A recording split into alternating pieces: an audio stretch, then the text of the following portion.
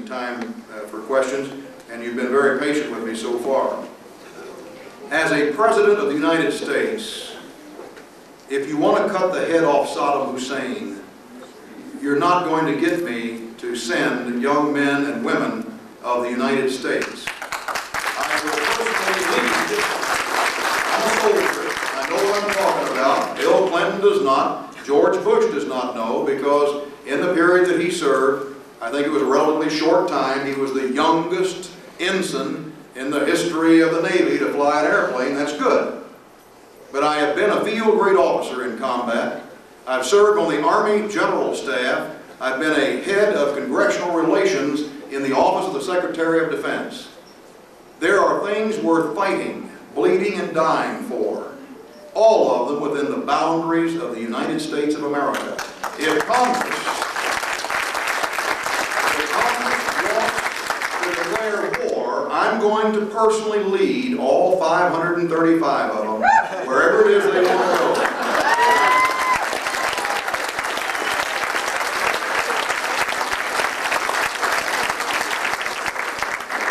Swahili. I've been into East and West Africa. I've commanded special forces in Latin America. I've served years in Asia. I have trained those Afghans. I've been over in Saudi Arabia. There's hardly a quadrant of this globe I haven't been into. I'm perfectly willing to lead them wherever it is that they would send our young people. I have this feeling we're going to be a very peaceful nation under the Gritz administration, because we'll let the Arabs take care of their own snake. They've got a head they want to cut off. California loves it, because you're going to make all of those smart bombs. You're going to make all the laser-guided artillery. You're going to glue together all of these first-line strike eagles, and we just send them over there. We'll be glad to sell it to them. We're not going to give them anything. As a matter of fact, we're stopping all foreign aid.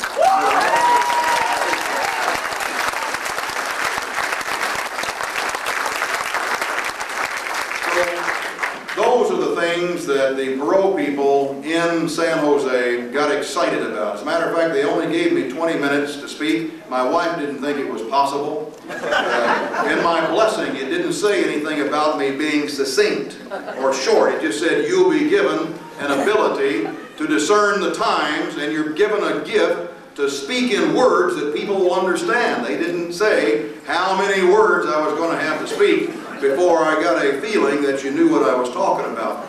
But in the case in San Jose, not only were they just almost uncontrollable, but at the end they jumped up and started chanting Bo, and the organizer said, Bo, is there a chance that you can stay? Could you be our lunch speaker? And I was due out immediately for Seattle, and I said, nope, I'm sorry, your guys are on your own right now, but you can see our coordinator. And so we got on the plane and took off. It showed me something. All America really needs is to hear not just sweet words. The words I've given you today aren't sweet, but they are truthful. America needs to hear how you're going to do something. Not just that you're going to get America healthy, not just that you're going to get America out of debt, not just that you're going to keep America strong and sovereign. You've got to say how you're going to do it. So, who knows? I've told all of you that have been present in presentations I've given before. You'll have to admit none of them are the same. I don't talk from 3x5 cards. I just wish the President once wouldn't talk from 3x5 cards. I'd love to hear what he had to say. You know, even H. Ross Perot had all these advisors that wrote all these papers that he put together in this book that he's selling to regain what money it was that he might have invested in this campaign. And when you read those papers, in all honesty, you've got to tell yourself, wait a minute, something's wrong here. Perot, for example, would rewrite the Constitution. He made the statement before thousands of people. He said the United States Constitution is inadequate to take us into 21st century government. He said, I will personally lead a constitutional revolution. Who is going to rewrite the divinely inspired document that in just one page gave the earth the greatest government ever created by people? We don't have a Madison or a Monroe. We don't have a Thomas Jefferson and those people around. Oh, I think we got them. Again, I don't have Elisha's eyes. For if I did, I'd tell you where they're standing now. But I'll bet you that they're here. They're beyond the veil, and that's one reason I don't wear a bulletproof vest. If they want to put me beyond the veil, let them go ahead. Because if I am anything, I'm a great guerrilla commander. And beyond the veil, I'm going to do things that's going to goof up their New World Order and show them.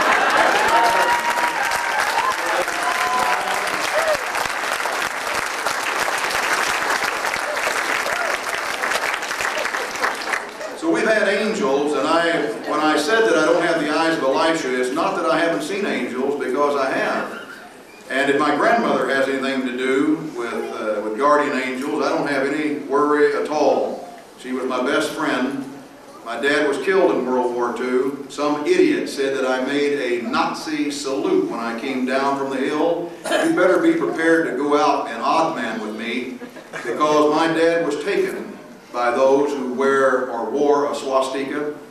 And my whole life I grew up with the red, white, and blue, only wanting to be a champion of my country. I put on a uniform, I wore cadet gray, the hair stood up on the back of my neck when I would hear those marches by John Philip Sousa. I was so proud I almost popped those 48 brass buttons we had to polish every day. When I put on that gold bar, I wasn't very good. But I'm here to tell you, I was an American soldier. I was an infantry platoon commander. I had 40 men in my responsibility. When I went to Vietnam as a young captain, it was my oath that I was going to bring those men home, and I was going to do it in one piece. And it required many times putting ourselves in harm's way. And we didn't ask people what their race was. We didn't ask them what their religion was. We didn't ask them even what their age was. We didn't care whether they were good looking, whether they were fat or skinny, whether they had a disability. If they were good enough to wear our uniform and be with us, they were our brothers. And, you need to read my book, they were our sisters, because it was equal opportunity when you run a guerrilla command long before. And I never could figure out what the object of this now thing is. Why do women want to be equal when I've always seen them as superior? It's strange to me.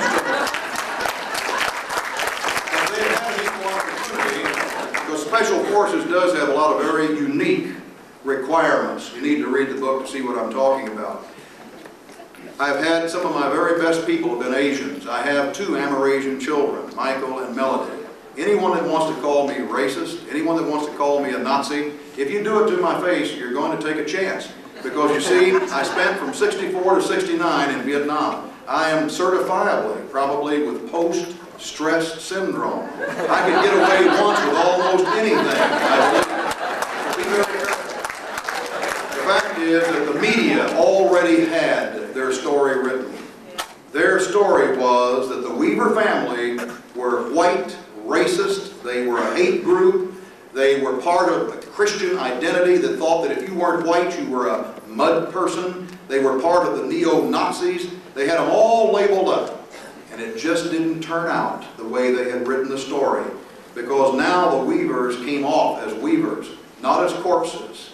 And unlike Gordon Call, the 1040 protester who was shot and killed, and unlike Singer, who barricaded himself in his home to protect his family, the Weavers are alive, some of them. They're going to testify. We had, praise the Lord.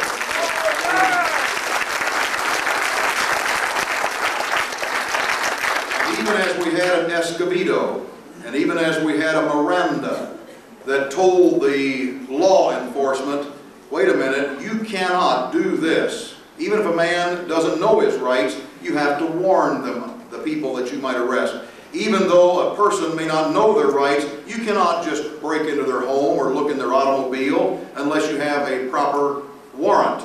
I think we're going to get a Weaver. I pray we have a Weaver law as a result, so that there is a further, and it's only going to be temporary, people, unless we restore constitutional government.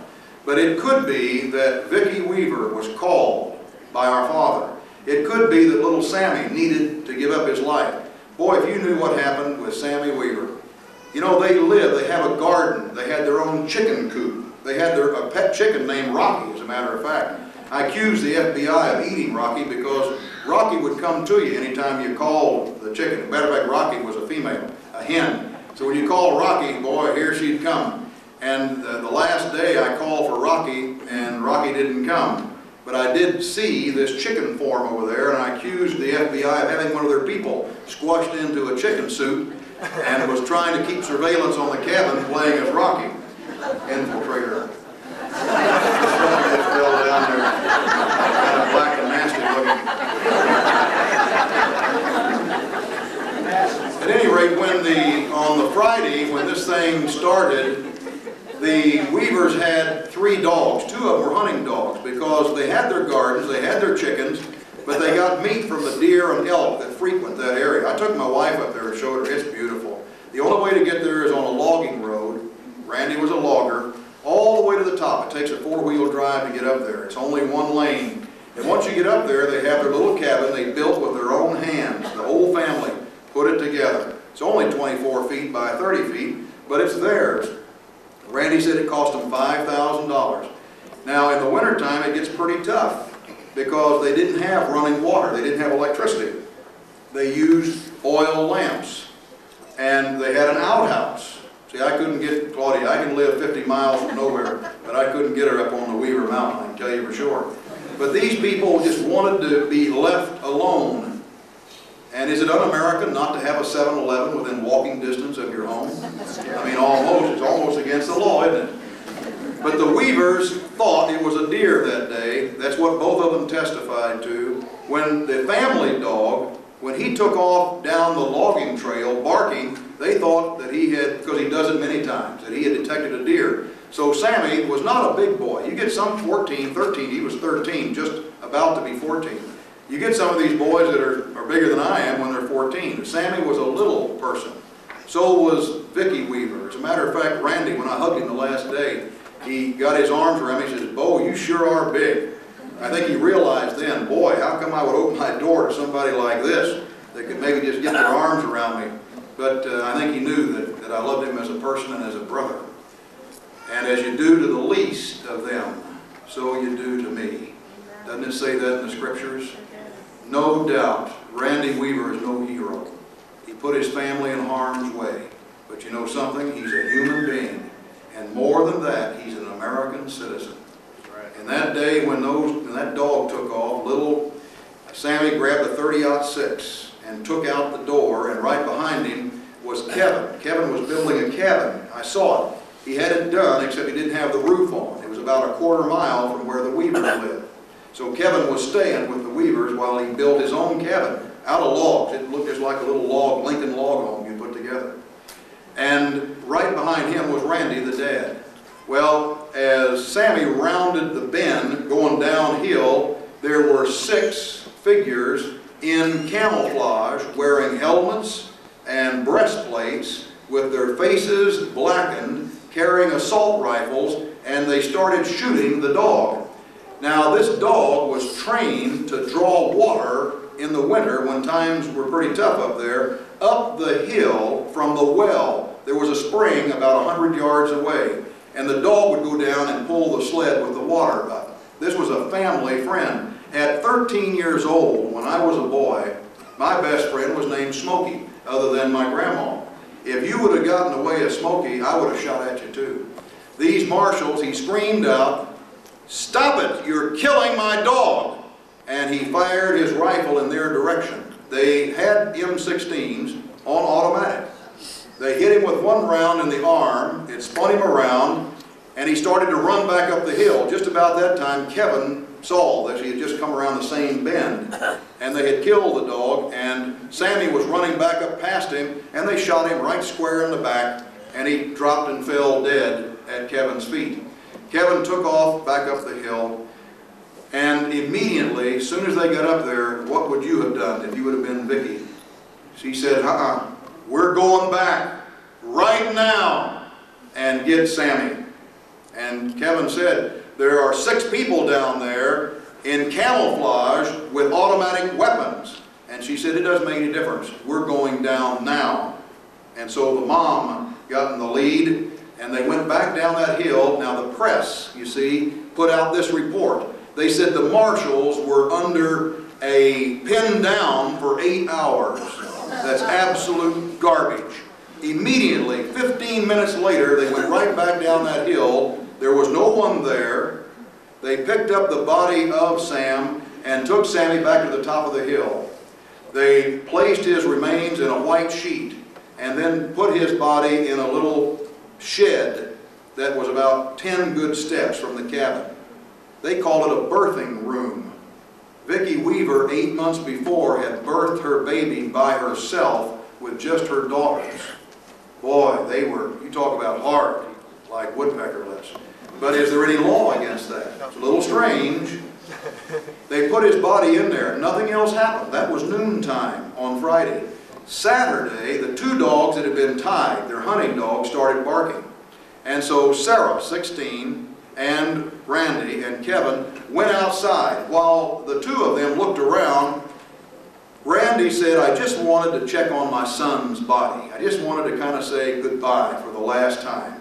He said, as I reached up with my right hand to undo the latch on the shed, without any warning, without a halt, without a you're under arrest, a .223 bullet went right through his back and came out of his armpit.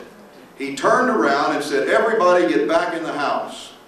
Now, Kevin was leading, and the mom, Vicki, had the door open with her right hand. There were 4 panes of glass in the kitchen door.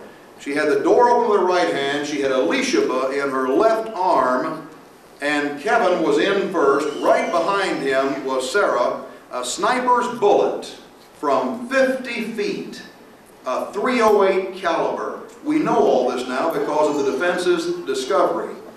Was specifically fired at Vicki Weaver. Completely destroyed her head. She dropped dead instantly. The baby was not harmed, but Kevin, who was right beside her, the bullet went clear through his arm and lodged in his left breast. Sarah wasn't inches, Elishaba wasn't inches from that bullet. And you know what is hard to accept, even under these almost police state conditions today? Through the discovery, the defense counsel has determined, and we've got probably the best defense that's available in the United States, Jerry Spence from Wyoming. This guy is a billionaire. He doesn't take money, he takes causes. I called him on a Saturday, and he agreed to defend the Weavers, and so he is. But through the discovery, they learned this, that the psychologist in Washington, D.C. determined that Vicki Weaver was the maternal head of this family. And they specifically targeted Vicki Weaver above the other members of the family. And so Vicki was number 1 to be shot, and then it would be Randy as number 2, and then Kevin as number 3. That was the target priority. And so when Randy started to lift the latch, one of the snipers shot him in the back. The other one, as they turned and ran, fired from 50 feet. A .308 is an awfully big bullet, and specifically target Vicki. What is this for? This is for a paper crime. You see, something is a little bit wrong. When I got up there, the county attorney was there, along with the sheriff and the FBI chief, and he said, Bo, how would you have done this any differently? And I said, well, let me just start off. How about making a letter? He didn't have a telephone. How about dropping a letter in the mail and say, if you don't respond within 10 days, we're going to send the sheriff up. And then if you didn't get a reply within 10 days, send the sheriff up the hill. Randy knew him well, had never heard him. He'd even run for sheriff against him. Would there be anything wrong with that, I said.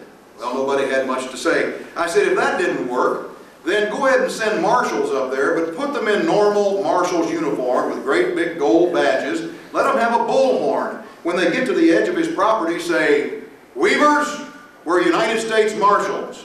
We don't have any search warrant. We don't have any warrant for your arrest. But we want to look around your property. So don't shoot us. We're coming aboard. Would there be anything wrong with that? Instead, these marshals came from Washington, D.C. It's a long way from northern Idaho. They were called the Special Operations Group. The man who was killed, Marshal William Deegan, was the most decorated marshal in the history of the 207-year service of marshals. He specialized in taking hard targets, like pillboxes, families that would dig in. I believe that the dogs wouldn't have spooked them, that within probably a week, this is just my experience in these kinds of things, within a week, they would have probably hit that target with a paramilitary force, and Weavers would have ended up like Mr. Gordon Call, where everything is burned, there's nothing but charred remains behind. Why? Object lesson. Because northern Idaho is pretty self-reliant. These people aren't living off the 7-Elevens. These people are choosing to kind of chart their own course. There is a compound, and I talked to a guy who knows. I said, how many people live in this white supremacist compound? He said, 12.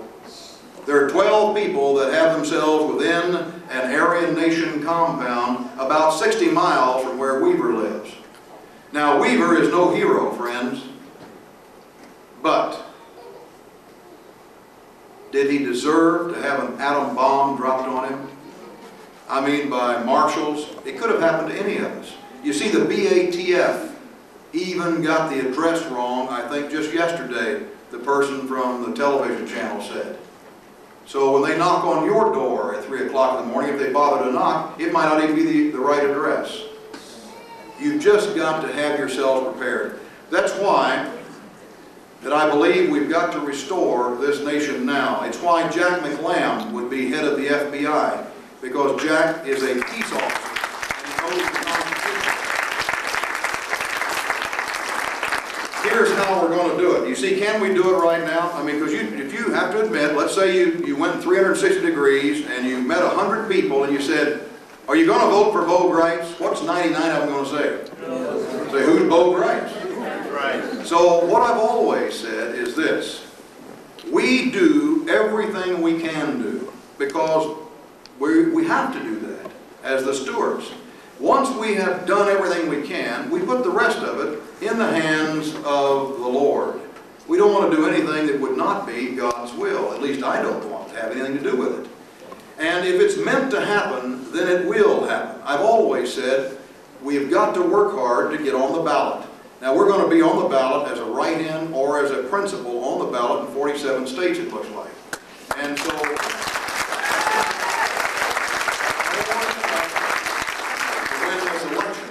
the next problem was they've been telling me for months, Bo, you've got to get exposure. Look at, what do you think would have happened if Bush or if even Quayle, if Clinton, if anyone would have gone up to the Weavers, put themselves in a position of harm's way as an insulator between 500 militarized police and a family that was dug in and negotiated their safety, what do you think would have happened? Would there have been any news about it? I have a feeling that there would have been plenty of news. But in this case, it was very impressive because obviously they're afraid of our message. They're afraid about this right here. Because if America finds out the truth about our debt and the Constitution, I think America is going to be angry. Yes. We'll have a second American Revolution. Yes. And I don't think